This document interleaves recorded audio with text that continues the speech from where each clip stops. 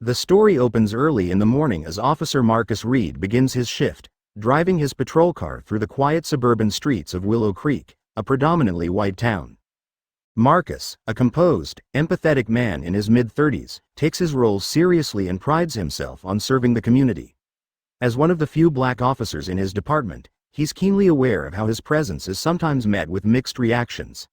The first light of dawn breaks over the neighborhood, casting a calm but cold atmosphere. He passes by a few joggers who glance at him, their expressions reserved. Marcus nods to them politely, but their quick, wary glances remind him of the challenges he faces here. He knows that while some people respect him, others view him with suspicion simply due to the color of his skin and his badge. Marcus's internal thought: you'd think after all these years on the force, I'd be used to it. But some mornings, the stares still get to me. Just gotta focus on the job. As he turns onto Main Street, he parks outside Frank's Cafe, a small, cozy coffee shop that serves as a local gathering spot for the neighborhood's early risers. Marcus steps inside, feeling a slight shift in the atmosphere as a few patrons notice him. He's greeted warmly by Sandra, the friendly barista who has come to know him well. Sandra: "Morning, Officer Reed. Usual today?" Marcus nods, smiling. "Morning, Sandra. Yep, just the usual. Can't start the day without it." Sandra prepares his coffee while Marcus looks around, observing the regulars. Some nod at him, while others remain silent, offering only a quick glance. As Marcus reaches for his coffee, he hears a voice behind him. "Mr. Johnson. Didn't know we had patrol cars rolling through Main Street now. You checking on us or keeping an eye out?" Marcus turns to see Mr. Johnson, an older man with a suspicious look in his eye. Marcus keeps his face neutral, meeting Mr. Johnson's gaze with a calm demeanor. Marcus: "Just doing my rounds, sir. Making sure everyone's safe and sound." Mr. Johnson murmurs under his breath, I hope you're here to protect and serve, not cause any issues." Sandra, sensing the tension, jumps in with a cheerful smile as she hands Marcus his coffee. Sandra: "Thank you, Officer Reed. You keep our streets safe every day." Marcus nods, grateful for Sandra's support, but he feels the weight of Mr. Johnson's comment. As he heads back to his patrol car, he takes a deep breath, shaking off the interaction. Marcus is speaking in mind. Sometimes, it's like people see the uniform, but they don't see the person wearing it. It's not the job that bothers them, it's me. Back at the precinct, Marcus arrives to start his day with the morning briefing. The room is bustling with officers preparing for their shifts, exchanging jokes, and grabbing coffee. Marcus finds his partner, Officer Williams, a tall, easygoing white officer who has become one of his closest friends on the force. Williams: "Hey, Reed. Catching any trouble out there this morning, or just another peaceful Willow Creek sunrise?" Marcus, chuckling: "Nothing I can't handle, though Mr. Johnson still doesn't seem thrilled about my rounds." Williams: "Johnson? That guy's always grumbling about something. Don't let him get to you." They share a laugh, but Marcus notices that some of the newer officers watch him with a curious gaze, as though they're sizing him up. While he's respected by his colleagues, he often senses an unspoken tension, as if some are waiting for him to prove his loyalty or worth. The sergeant begins the briefing, outlining the assignments and key areas of focus for the day. He reminds them to keep a visible presence in neighborhoods where community concerns have increased, urging everyone to keep things peaceful and respectful. Marcus feels a pang of irony at this statement, knowing he's often expected to navigate tensions with extra caution. Sergeant Reed: "Williams, you're assigned to District 4 today. We've had some calls about disturbances in the area, so keep an eye out, especially near the high school. Let's keep things smooth, folks." Marcus nods. "Got it, sir. We'll take care of it." As the briefing wraps up, Marcus feels a sense of responsibility. He knows that he'll have to balance his duty with the subtle challenges that come from being the only black officer assigned to certain neighborhoods. Williams: As they head out, "You ready to hit the streets, partner? Or did Mr. Johnson make you want to go AWOL?" Marcus, smiling: "If I let Mr. Johnson get to me, I'd never make it through a shift." They head out to their patrol car, sharing a laugh, but Marcus can't shake the sense of isolation he sometimes feels. He's grateful for Williams's friendship, but he knows Williams doesn't fully understand what it's like to walk in his shoes. Later in the day, Marcus and Williams are patrolling District 4, passing by various residential areas and local businesses.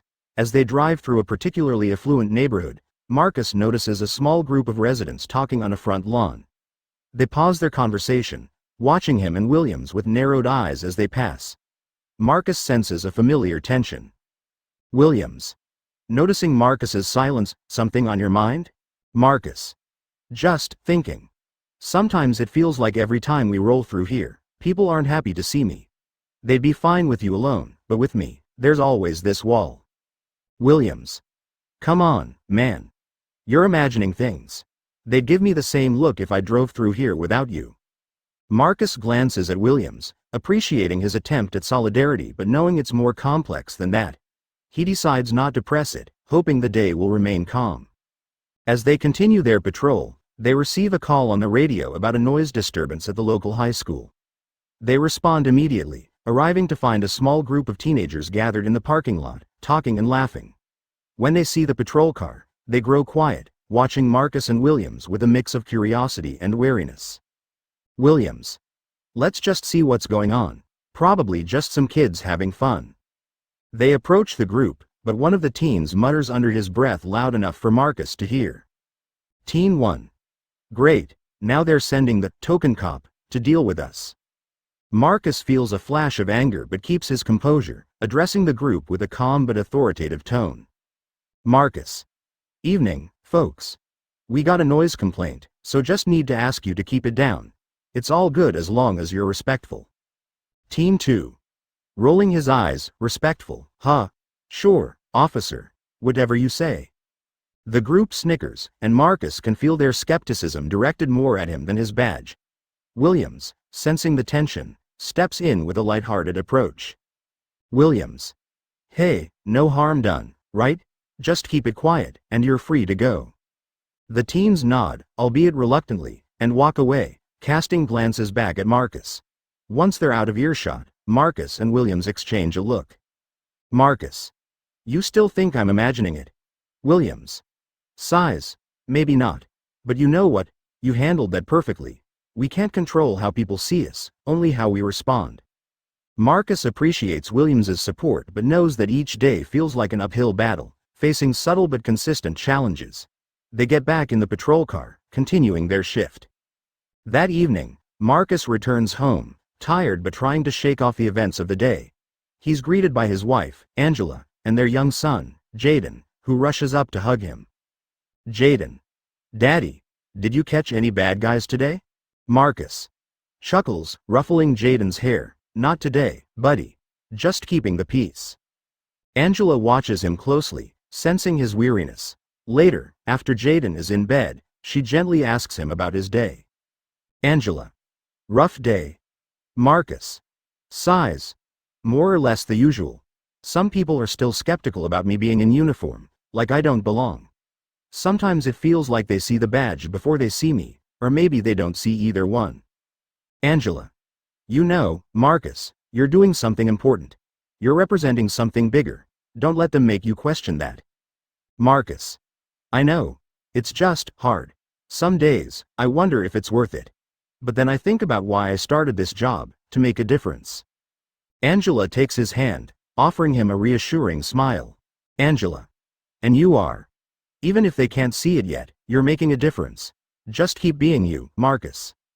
They share a quiet moment, and Marcus feels a renewed sense of purpose. Despite the challenges, he's reminded of his commitment to the community and his family. The next morning, Marcus arrives at the precinct, determined to face the day with resilience. He shares a nod with Williams and a few other officers, gearing up for another shift. As he walks toward the patrol car, he overhears two officers talking nearby, one of them glancing his way. Officer 1. Think you'll last? Not everyone in this town is exactly open-minded, if you know what I mean. Officer 2. We'll see. He seems like a good guy, though. Just not sure how long he'll want to put up with it. Marcus pretends not to hear, but their words resonate with him. He squares his shoulders, ready to prove them wrong. He climbs into the patrol car, reminding himself of his purpose as he begins his shift. Marcus's internal thought. They don't know what I'm made of. I'm here for the long haul, whether they like it or not. He drives off, ready to face whatever the day brings, with a renewed determination to serve his community with integrity. Next day, Marcus is driving through a residential area in Willow Creek known for its large, sprawling homes and well-manicured lawns. As he slowly drives down the quiet street, he notices two middle-aged men, Tom and Rick, standing by a driveway talking. The men pause their conversation when they see his patrol car and stare at him with a mixture of skepticism and mistrust. Marcus, used to this kind of reception, stops briefly and nods to them. Marcus, rolling down the window, "Good morning, gentlemen. Everything all right here?" Tom glances at Rick, visibly annoyed. "We're fine, officer. Just talking. Anything we should be watching out for today?" Marcus, smiling politely, "Nothing to worry about. Just making my rounds. Have a good day." Rick, under his breath, but loud enough for Marcus to hear, "Not sure why they've got his kind patrolling here anyway." Marcus stiffens at Rick's comment but keeps his composure, giving a curt nod before driving off. As he pulls away, he catches a glimpse of Tom and Rick still watching him suspiciously in his rearview mirror. Marcus's mind races, but he focuses on staying professional. Marcus's internal thought, "Can't let them get to me. It's just ignorance talking. Just part of the job." The encounter leaves Marcus feeling a mix of anger and sadness, but he's determined to push through it and remain calm. Later that morning, Marcus and his partner, Officer Williams, take a quick coffee break in their patrol car. Williams is upbeat, cracking jokes and trying to lighten the mood, unaware of Marcus's lingering frustration from the earlier encounter. Williams, "Man, did you see that lady on Maple Street yelling at her dog? I swear, people in this town get more worked up over barking than actual crime." Marcus, smiling slightly, "Yeah, you'd think we were patrolling a gated community, not an entire town."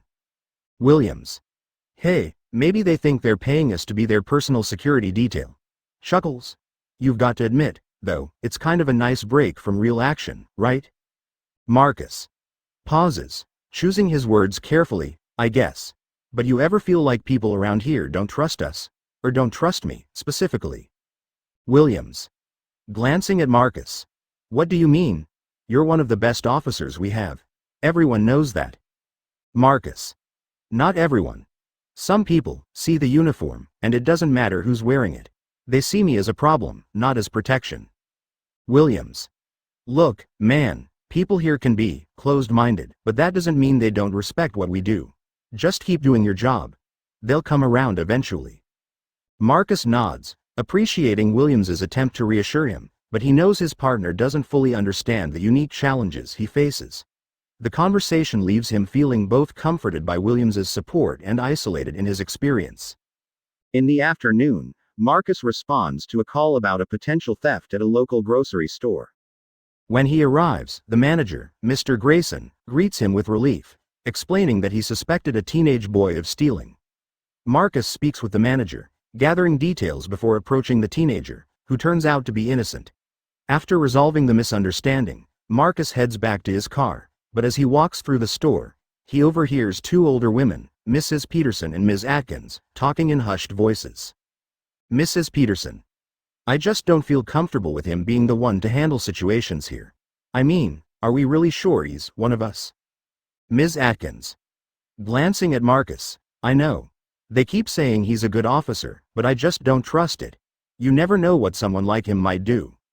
Marcus stops briefly, absorbing their words before continuing toward his patrol car. Their thinly veiled racism stings, but he forces himself to keep moving, putting on a neutral expression. Marcus is speaking in his mind. "It's like no matter what I do, they only see what they want to see. They don't see the years I've put into this, the work I've done, they just see a stranger." As he gets into his patrol car, he takes a moment to steady himself, knowing he can't let their words affect his professionalism. But their comments linger in his mind, fueling a growing sense of frustration. Later that evening, Marcus is at home with his wife, Angela, and their young son, Jaden. They're sitting around the dinner table, and Marcus is quieter than usual, still troubled by the encounters he faced during his shift. Angela notices his distraction and reaches out to him with concern. Angela, "Marcus, honey, are you okay? You seem distant." Marcus. It's nothing, just a tough day. Jaden. Daddy, did you catch any bad guys today? Marcus. Forcing a smile, not today, buddy. Just helping people out. That's what Daddy does. Angela. After Jaden leaves the table. Marcus, I know you love your job, but I also know it's not easy being, well, in your position. Especially in this town. Marcus. Yeah. Some days it's like I can't win. People don't see me as an officer. They see me as different.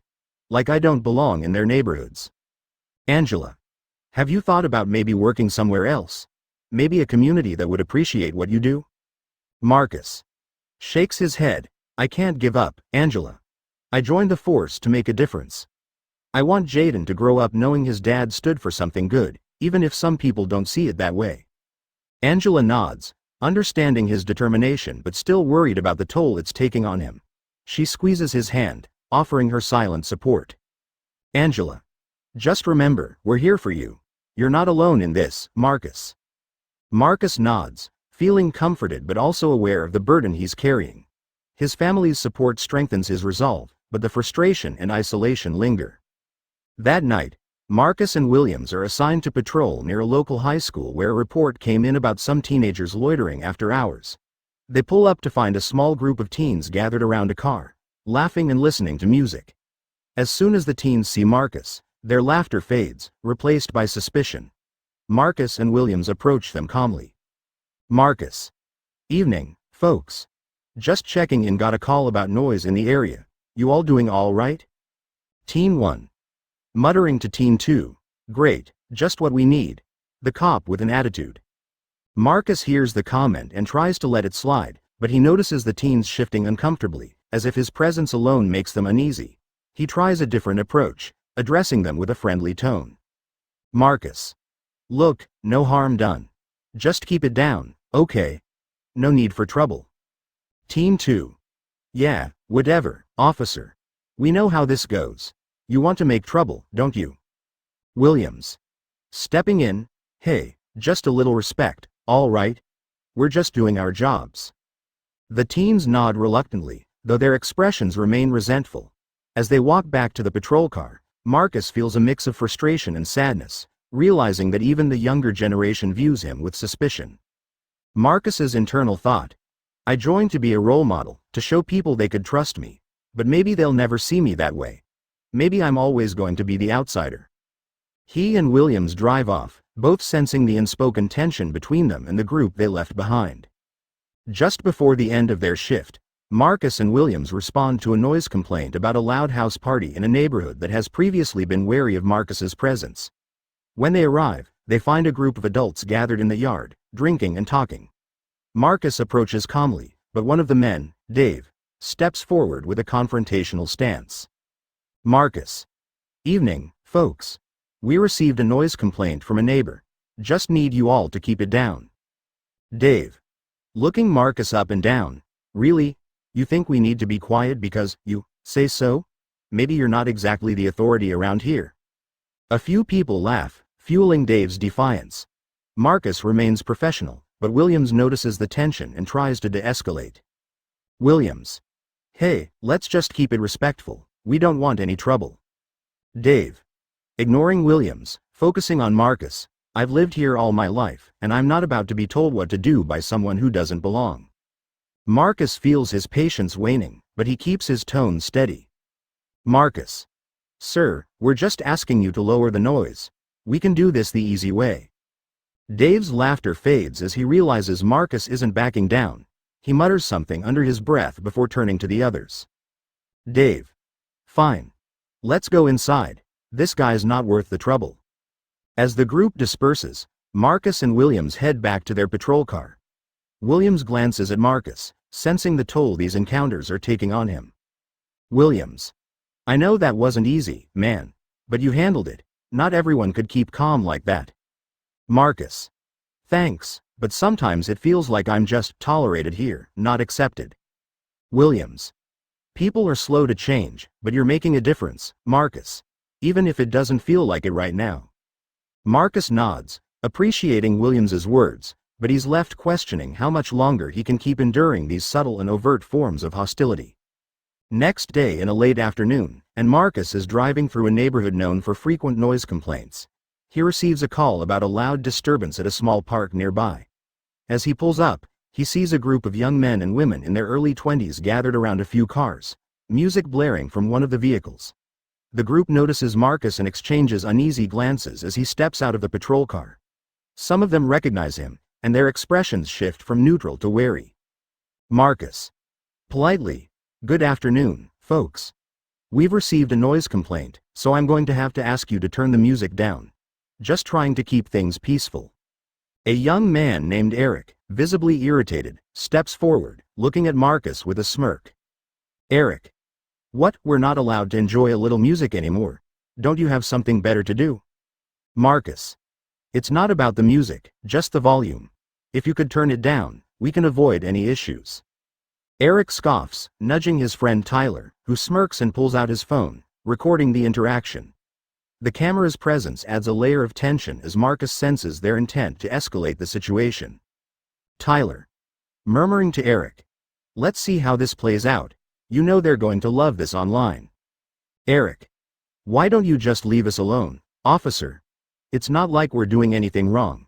Or are you just here to show off your badge?" Marcus stays calm, refusing to take the bait, but he feels the tension mounting as more of the group starts recording, murmuring among themselves. Marcus. "I'm only here because of a complaint, Eric. If the music goes down, I'll be on my way." Eric. "You know, I bet you think you're doing this town a favor, huh? Acting all tough with that badge. Maybe you forgot where you came from." The crowd murmurs in agreement, some laughing nervously. Marcus notices a few other residents nearby, watching and whispering. He's aware that any misstep could escalate quickly, but he's also frustrated by their lack of cooperation. Marcus. "Look, I don't want to keep repeating myself. Either lower the volume, or I'll have to write a citation." The group falls silent, exchanging tense glances. Reluctantly, Eric turns down the music, but he maintains eye contact with Marcus, his expression defiant. Eric. "There. Happy now? Go ahead. Tell your friends at the station you kept us in line." Marcus takes a deep breath, nods, and walks back to his patrol car. He notices Tyler continuing to film, knowing the video will likely be posted online. He drives away, feeling a heavy mix of frustration and helplessness, knowing his every action is scrutinized and twisted by those who mistrust him. By the next morning, Marcus's phone is buzzing with notifications. He opens social media to find that a video of the incident has been posted, edited to make it appear as though Marcus was unnecessarily confrontational. The post has already been shared hundreds of times, with captions like, "Officer Power Trip," and "Another cop abusing his authority." Comments flood in, some in support, but many harshly critical. At the precinct, as Marcus walks into the briefing room, he can feel the eyes of his colleagues on him. Whispers follow him, and he overhears snippets of conversation. Officer 1. Whispering to another officer. "Did you see the video? People are calling for an investigation. Tough spot for Reed."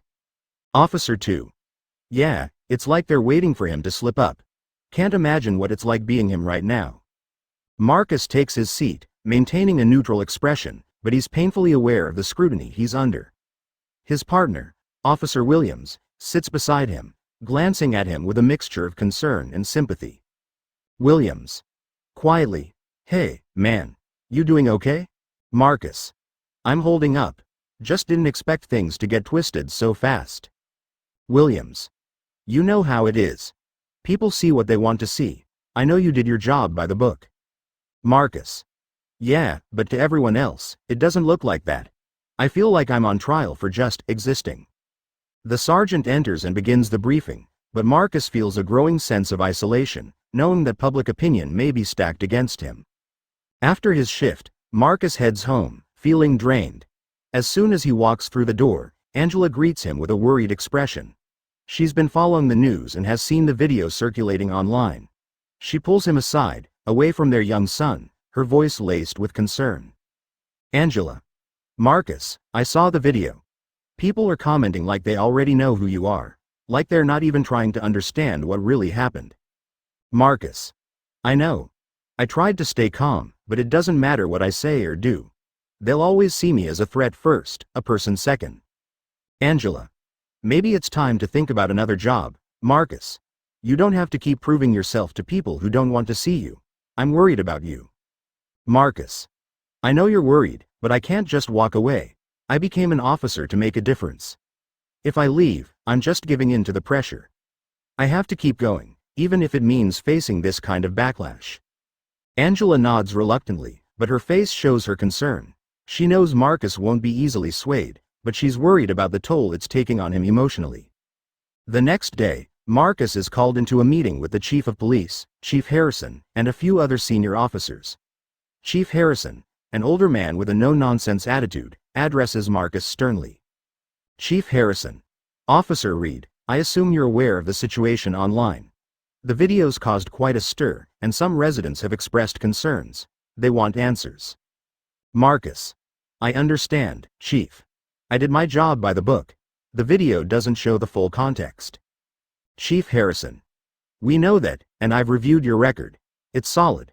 But the public doesn't care about that. They care about perception. We need to handle this carefully to avoid further escalation. Senior Officer. Interjecting. We're thinking about issuing a public statement. Something to reassure the community and diffuse the situation. Marcus. Uncomfortable. With all due respect, sir, if we issue a statement, it makes it seem like I did something wrong. I followed protocol. Chief Harrison. I understand your point, but this isn't about what's fair. It's about keeping the peace. We'll review the options, but I wanted to give you a heads up. Marcus leaves the meeting feeling conflicted, frustrated that his actions are being scrutinized and possibly misrepresented for the sake of keeping the peace. That evening, Marcus is stopped at a gas station when he's approached by Ms. Ramirez, a teacher at the local high school who has always treated him with kindness. She offers him a warm smile. Ms. Ramirez. Officer Reed, I saw the video. I just wanted to say that I know you're doing your best. Some of us understand that you're here to help. Marcus. Surprised. Thank you, Ms. Ramirez. It means a lot to hear that. Some days, it feels like I'm fighting a losing battle. Ms. Ramirez. You're a role model, especially for the students of color who don't always feel represented. Don't let them take that from you. Marcus nods, feeling a renewed sense of purpose. Her words remind him why he started this journey in the first place. He leaves with a bit more strength, knowing he's not entirely alone. As Marcus unwinds at home, he scrolls through the comments on social media. Many of them are harsh, accusing him of abusing his power or of being a sellout. He sees a few supportive comments, but the overwhelming negativity weighs on him. He stares at his reflection in the darkened screen, feeling his resolve falter. Marcus's internal thought: they don't know me. They don't know the years I've put into this, the sacrifices. But to them, I'm just another cop, another target. He turns off his phone, rubbing his temples, feeling the stress seep into every part of him. He sits alone in the quiet, grappling with the question that has haunted him since the beginning. Is it worth it? The next morning, Williams notices that Marcus seems more withdrawn than usual. During their lunch break, he decides to talk to him, sensing his partner's inner conflict. Williams. I know things have been rough lately, man. I don't know if I can say anything that'll make it better, but I want you to know, I've got your back. Marcus. Thanks, Williams. But sometimes, it feels like I'm on my own out there. No matter what I do, I'll always be an outsider in this uniform. Williams. Maybe some people will never understand, but the rest of us know what you stand for. You're one of the best officers we have, and we need you. Marcus. I don't know how much longer I can keep fighting to prove that. Williams gives him a reassuring pat on the shoulder, understanding Marcus's frustration but determined to support him through it. It's late evening, and Marcus is alone in his office at the precinct, reviewing reports. The precinct is quiet, with most of his colleagues having already left for the day. The dim lights and silence amplify the weight of everything he's been feeling. As he flips through the paperwork, his mind drifts back to the recent events, the video, the backlash, and the community's hostility toward him. He pulls out his phone and scrolls through social media again, seeing countless comments dissecting his actions, accusing him of things he didn't do, judging him without context. He shuts his phone off abruptly, feeling a wave of frustration and exhaustion. Marcus's internal thought: I've given years to this job. I thought I could make a difference. But now, no matter what I do, I'm just the enemy. Maybe they're right. Maybe I don't belong here. Marcus leans back in his chair, staring at his police badge on the desk in front of him. It once symbolized pride and purpose, but now it feels like a burden. The weight of his decision looms as he contemplates whether he can keep going. Later that night, Marcus arrives home. Angela is waiting for him in the living room, her expression filled with concern. She watches him as he removes his uniform, sensing the heaviness he carries. She approaches him gently, placing a hand on his shoulder. Angela. Marcus, you look exhausted. You can't keep going on like this. I can see how much this is hurting you. Marcus sighs, rubbing his temples. I just don't know anymore, Angela. I feel like I'm fighting everyone. The community, my department, even myself. No matter how hard I try, I'm still the outsider. Angela. You know I've always supported you. I respect everything you've done. But maybe it's time to think about what this is doing to you. You don't have to keep putting yourself through this. Marcus looks at her, seeing the worry in her eyes. He knows she's right but struggles to admit it to himself. Marcus. If I leave, though, doesn't that mean they win? That all the work I put in was for nothing? Angela. Leaving doesn't mean giving up. It means choosing yourself, your peace. You can still make a difference, just maybe not here, and not like this. They sit in silence, Marcus's mind wrestling with his sense of duty versus his need for personal peace. Angela's words stay with him, planting a seed of doubt about whether his current path is sustainable. The following day, Marcus stops by a nearby convenience store on his lunch break. As he browses, he hears a familiar voice call his name. Turning around, he sees Derek, a former high school classmate who is now a local activist. Derek looks at him with a mix of respect and curiosity. Derek.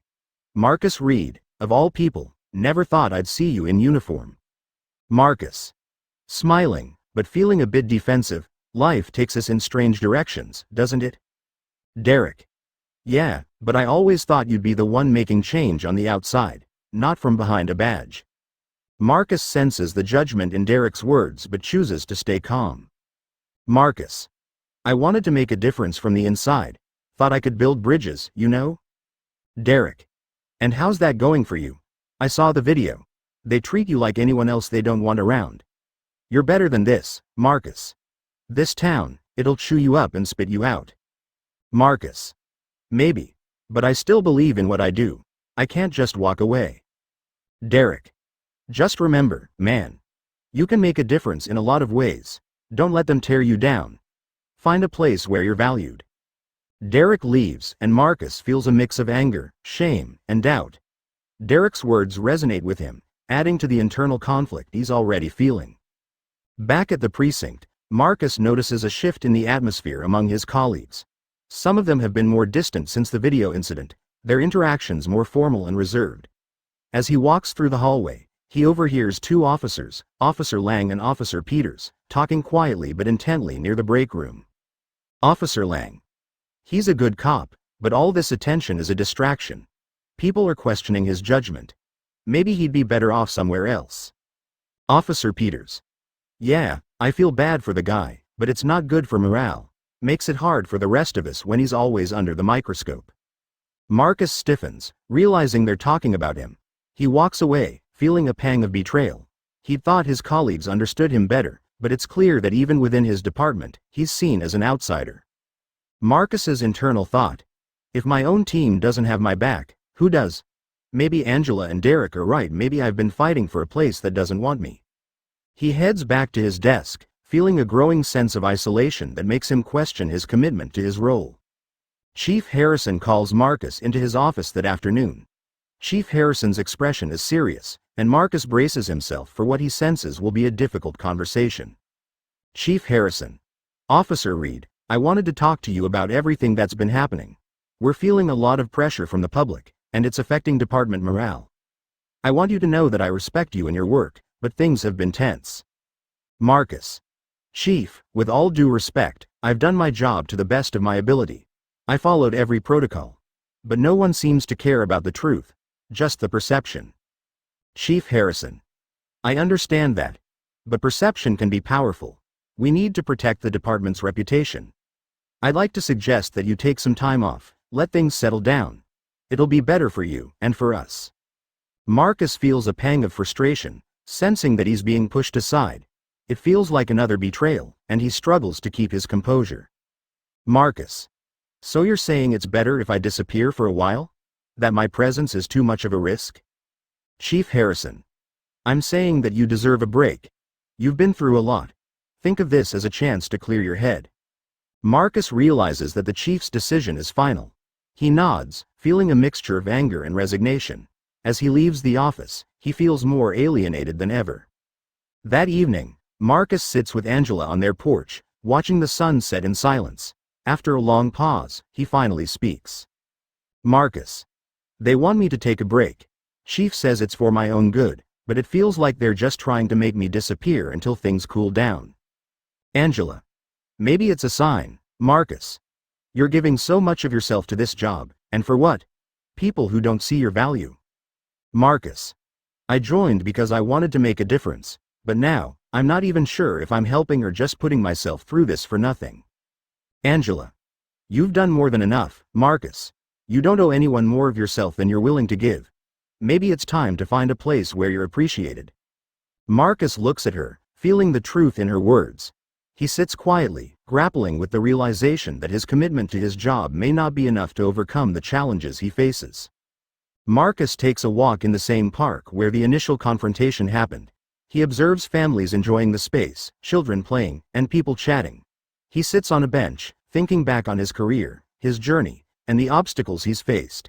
He watches the people, wondering if they see him as a protector or a threat. A young boy approaches him, looking up with wide eyes. Boy. Are you a police officer? Marcus, smiling faintly. Yes, I am. Boy.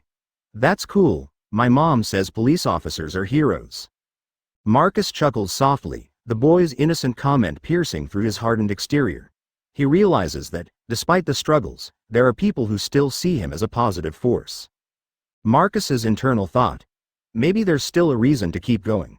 Maybe it's not about changing everyone's mind, just helping where I can. The boy's mother calls him back, and Marcus watches them walk away. He feels a sense of clarity, understanding that his purpose doesn't have to be validated by everyone, just by the good he can bring to those who are open to it.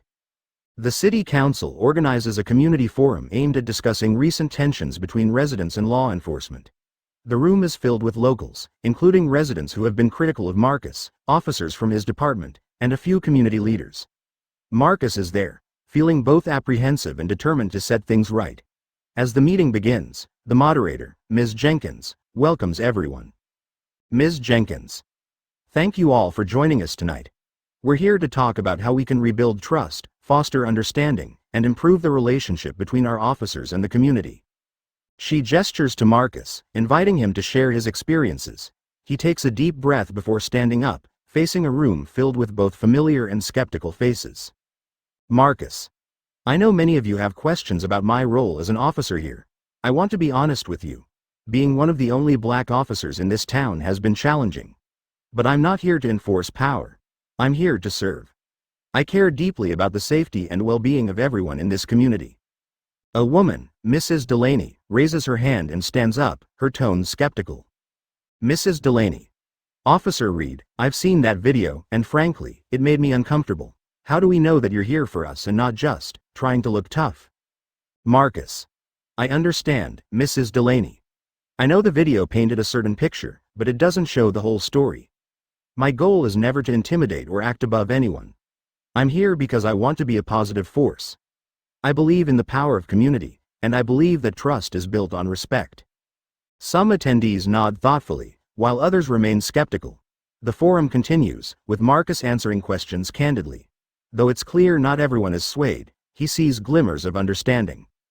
After the forum, as people begin to leave, Marcus is approached by Ms. Ramirez, the high school teacher who supported him earlier, along with Mr. Harlan, a respected elderly resident who has seen the town change over decades.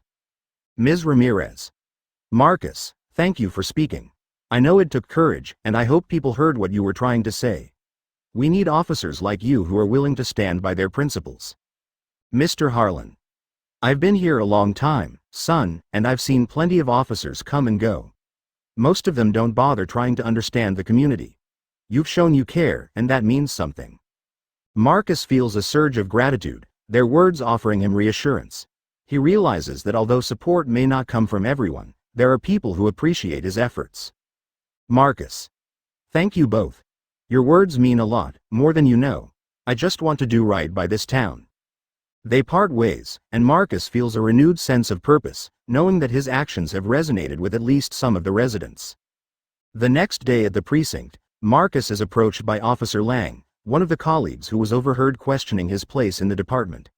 Lang looks hesitant but speaks with a cautious tone. Officer Lang. Hey, Reed, can I talk to you for a second? Marcus. Of course. What's on your mind, Officer Lang?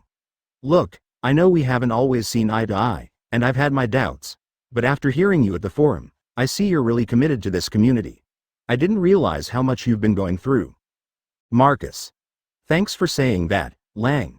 I know my presence here hasn't been easy for some people, but I'm here because I believe in what we do. And I want us to be able to work together, not just as colleagues, but as a team. Officer Lang. Extending a hand. I respect that, Marcus. Let's start fresh. Maybe we can both learn something from each other. Marcus shakes his hand, feeling a small but meaningful breakthrough. The conversation leaves him hopeful, knowing he's starting to bridge the divide with his fellow officers. A week later, Marcus is invited to speak at the local high school as part of a career day event. He's nervous, knowing that some students may be influenced by their parents' views, but he's determined to show them a positive example.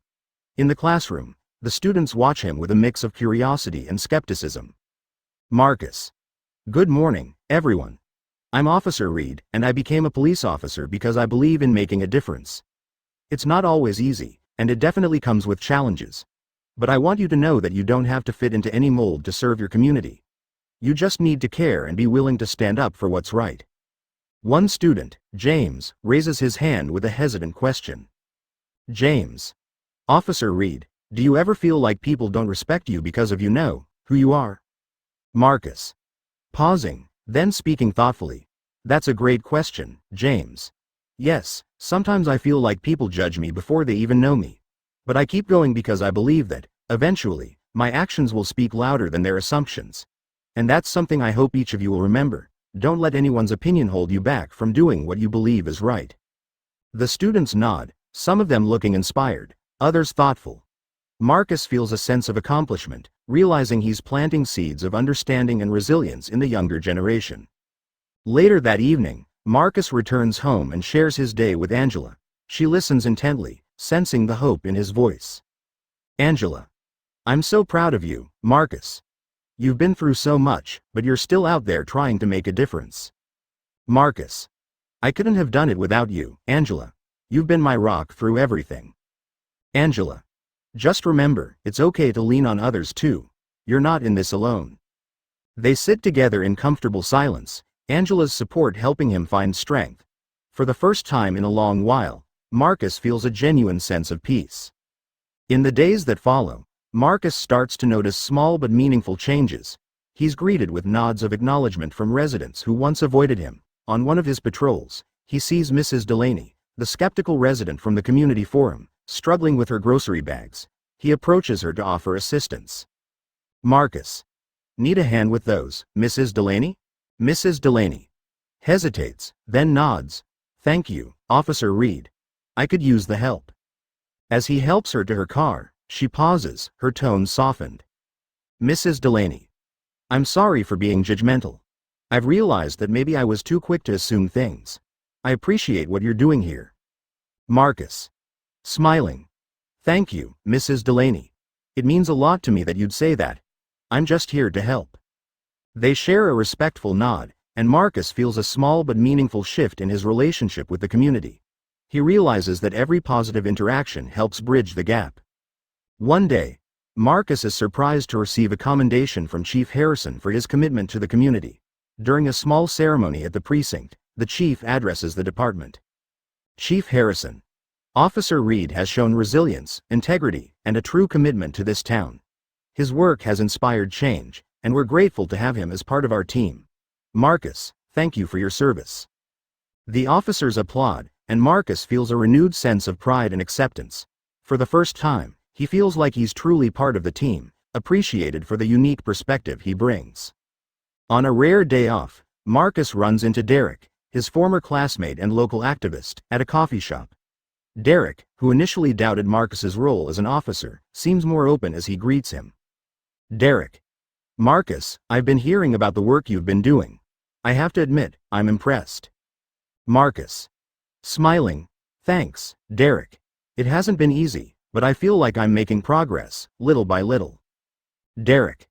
I can see that now. We may be on different paths, but it seems like we're working toward the same goal. Keep it up. This town needs people like you. They share a handshake, a newfound respect between them, and Marcus feels that he's earned a level of acceptance, even from those who once questioned his role. That evening, Marcus takes a walk around the park, reflecting on his journey. He sees familiar faces that now greet him with smiles and nods instead of wary glances. He feels a sense of accomplishment, knowing he's made a difference, however small. Marcus's internal thought: it took time, patience, and a lot of resilience, but I've shown them who I am. I've earned my place here, not through my uniform, but through my actions. As he stands quietly, watching the sunset over Willow Creek, Marcus feels a renewed sense of purpose.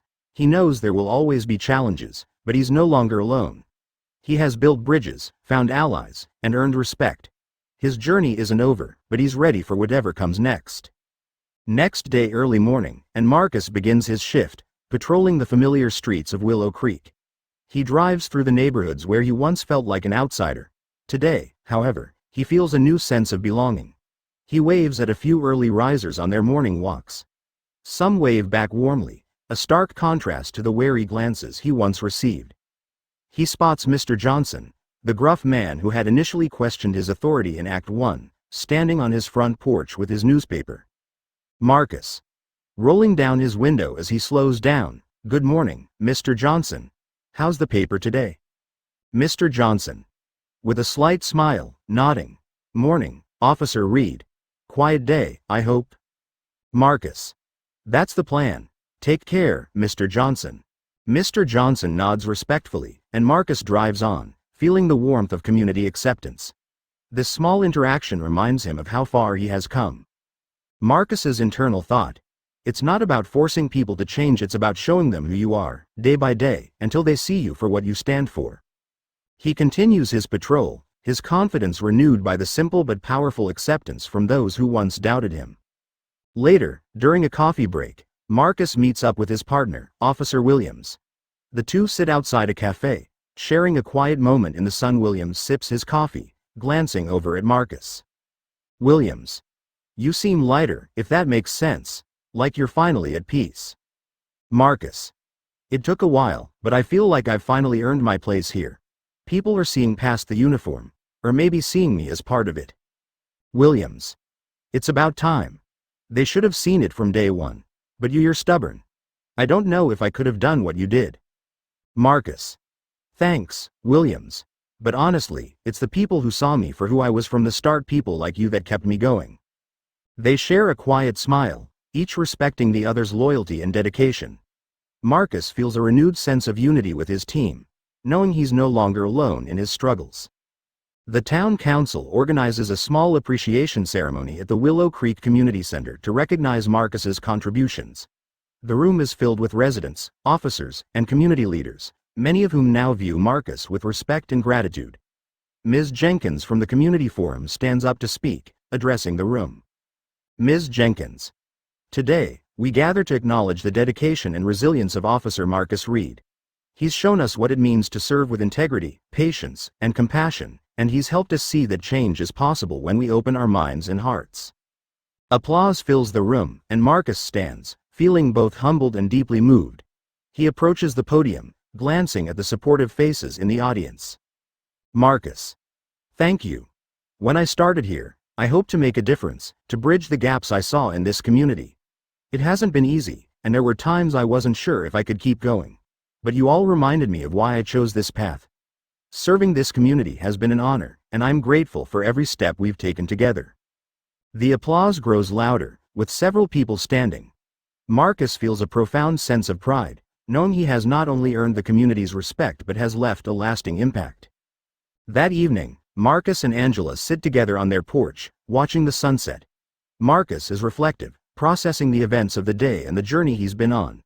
Angela notices his thoughtful expression and rests a hand on his arm. Angela: it must feel good, knowing you've made a difference. Marcus: yeah, it really does. There were so many moments I thought I was fighting a losing battle, but I kept thinking about you and Jaden, about showing him what it means to stand up for something. Angela: you've shown him, and all of us, what it means to be strong. I'm so proud of you. They sit in comfortable silence, Angela's hand on his, as Marcus takes in the quiet satisfaction of his accomplishments. He realizes that his journey was not only for himself but for his family and future generations. Later, Marcus tucks in his young son, Jaden, who looks up at him with admiration. Jaden, now understanding a bit more about his father's role, seems proud but curious. Jaden: Daddy, people say you're a hero. Is that true? Marcus, smiling softly: a hero? Well, I don't know about that. But I try my best to help people and keep them safe. That's what matters most. Jaden: I want to be like you one day. Someone who helps others. Marcus feels his heart swell with pride, realizing that his journey has set an example for his son.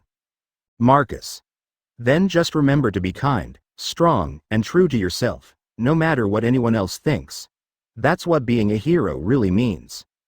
He kisses Jaden's forehead, feeling a deep sense of peace as he leaves the room. Knowing his actions have left a positive legacy for his son makes everything he has endured worth it. The following weekend, Marcus takes a walk through the same park where he once felt alienated. He watches as people laugh, chat, and enjoy the space, knowing he has helped to foster a safer, more inclusive environment. A group of teenagers notices him and offers a wave, no longer seeing him as a threat but as part of their community. He walks over to the bench where he once sat, contemplating leaving, and now sits with a sense of accomplishment. He watches people coming and going, feeling the weight of his struggles lift. He is part of the community now, not just as an officer but as a respected neighbor. Marcus's internal thought: maybe it wasn't about changing everyone's mind. It was about staying true to myself, proving that respect is earned through actions, not assumptions. He smiles, feeling truly at peace with his role and the journey that brought him here. As he leaves the park, Marcus runs into Derek, the activist and former classmate who once challenged his decision to be an officer. Derek gives Marcus a nod of acknowledgement, their relationship having evolved into one of mutual respect. Derek: Marcus, I have to say, I was wrong about you. You've proven that change doesn't just come from the outside. Sometimes, it takes someone on the inside to make a difference. Marcus: thank you, Derek. And I couldn't have done it without people like you, pushing me to stay true to myself. Derek: well, I think we both learned something. Here's to building a better community, together. They shake hands firmly, their differences set aside as they recognize each other's dedication to creating positive change. Marcus feels a sense of unity with Derek, knowing they're both working toward a common goal from different perspectives. Marcus heads out on his final shift of the day, driving through the neighborhoods he once felt distant from. Now, each street feels like home, and every face he sees represents a community he has helped to build. As he stops to assist a woman with car trouble, she thanks him warmly, her gratitude reinforcing his sense of purpose. Woman: thank you, Officer Reed. We're lucky to have you in this town. Marcus: it's my pleasure, I'm just happy to help. He drives off with a contented smile, feeling that his work has been meaningful, knowing he has left a positive mark on the lives he's touched. That evening, Marcus sits on his porch alone, looking up at the stars. He reflects on the journey he's been through, every hardship, every small victory, and every relationship he's built. The sky is clear, the town quiet, and he feels a profound sense of peace and fulfillment. Marcus is speaking in his mind: I didn't change everyone, but maybe that was never the goal. I stayed true to myself, found allies in unexpected places, and proved that kindness and resilience can break down walls. That's more than I could have hoped for. He closes his eyes, feeling the weight of his journey lifted as he sits in peaceful silence, knowing he has built a legacy of respect and integrity. Marcus smiles, ready to continue his work, knowing that every day is a new opportunity to make a difference.